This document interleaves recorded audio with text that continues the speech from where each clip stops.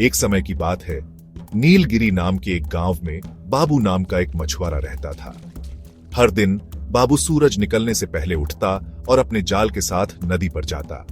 वह अपना जाल डालता और घंटों धैर्य से इंतजार करता, अच्छी पकड़ की उम्मीद में। कुछ दिन अच्छे होते थे, उसका जाल मछलियों से भरा होता था, और कुछ दिन इतने अच्छे नहीं होते थे, मुश्किल से खुद का पेट भर पाता था। बाबू मेहनती आदमी था, लेकिन वह काफी लालची भी था। वह जो कुछ उसके पास था उससे कभी संतुष्ट नहीं था और हमेशा और अधिक की कामना करता था। एक दिन जैसे ही उसने अपना जाल नदी में डाला, उसे भारी वजन महसूस हुआ। ये तो कोई बड़ी मछली होगी, उसने उत्साह से सोचा। जाल को खींचने के लिए संघर्ष कर रहा था। जैसे ही उसने जाल को अपनी छोटी नाव पर खींचा, उसे अपनी आंखों पर विश्वास नहीं हुआ।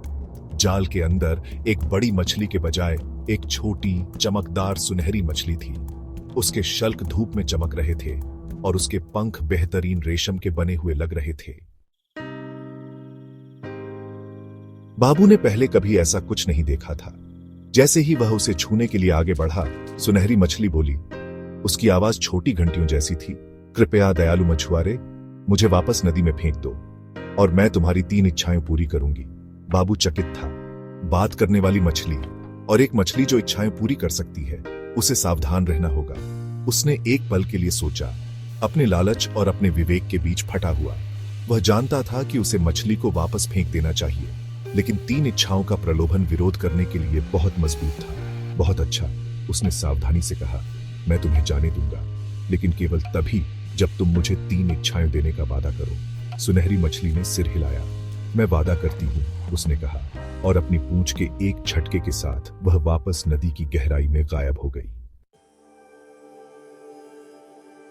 बाबू एक पल के लिए वहीं बैठा रहा। उसका सिर घूम रहा था। उसकी 3 इच्छाएं थीं। उसे क्या मांगना चाहिए? उसकी पहली इच्छा स्वाभाविक रूप से धन की थी। मुझे एक भव्य घर चाहिए जो सोने और जवाहरातों से भरा हो, वह चिल्लाया। तुरंत ही बाबू ने खुद को अपनी छोटी नाव से एक शानदार महल में पहुंचा हुआ पाया। उसके कमरे सोने के सिक्कों और चमचमाते रत्नों से भरे हुए थे। उसकी दूसरी इच्छा शक्ति की थी। मैं इस भूमि का राजा बनना चाहता हूं, उसने घोषणा की। प्रकाश की एक चमक में उसने उत्तम रेशम के कपड़े पहने थे और एक सिंहासन पर बैठा था। उसके चारों ओर नौकर उसकी हर जरूरत का ध्यान रख रहे थे।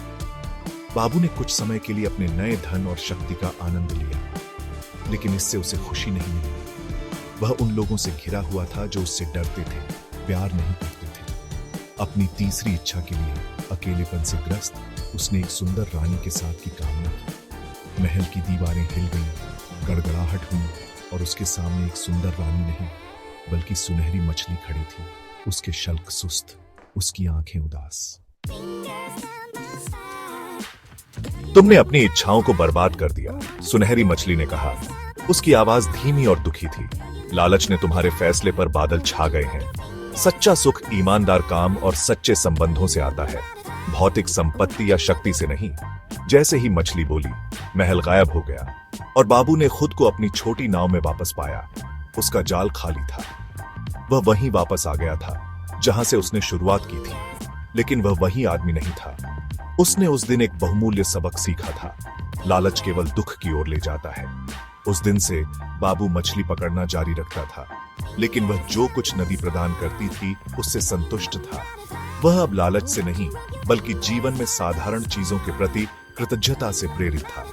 उसने अपनी पकड़ी हुई मछलियों को उन लोगों के साथ साझा किया जो कम भाग्यशाली थे और दूसरों की मुस्कान में खुशी पाई। ग्रामीणों ने उसके परिवर्तन को देखकर वही सबक सीखा। लालच एक अभिशाप है, लेकिन संतोष सच्चा धन लाता है।